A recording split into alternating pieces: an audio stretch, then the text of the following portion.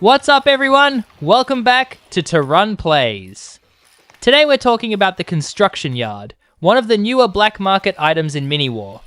And the big question is it actually worth spending your gems on? After using it for a while, I think the answer is yes, but maybe not for the reasons some people expect. When you first buy the construction yard, it doesn't look overpowered. In fact, some players might even be disappointed at first, because the early defense systems aren't incredibly strong.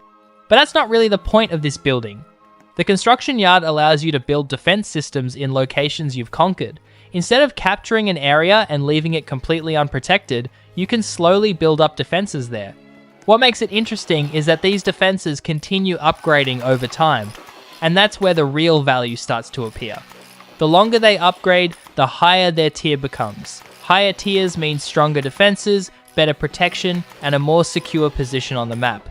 I've seen some of the larger defense tiers, and honestly, they look pretty strong compared to the basic versions. That's why I think many players judge the construction yard too early. They see the first tier defense and assume that's all it offers. But if you give it time, the defenses become much more useful.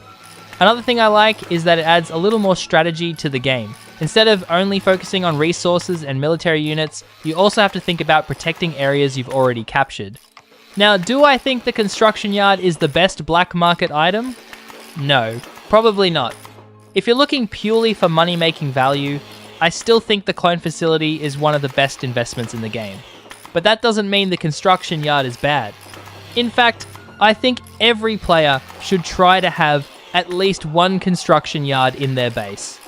You don't need a lot of them, but having one gives you access to a completely different type of utility that most other black market items don't provide. And who knows, this item might become even better in future updates if the developers add stronger defense systems or new upgrades. So, for me, the construction yard is definitely worth buying from the black market. Not because it's overpowered, not because it's broken, but because it's useful, it keeps getting stronger over time and it helps protect conquered locations. Now, I want to hear from you guys. Do you own a construction yard? Do you think it's worth the gems? And what tier would you put it in? S, A, B, C, or D? Let me know in the comments below.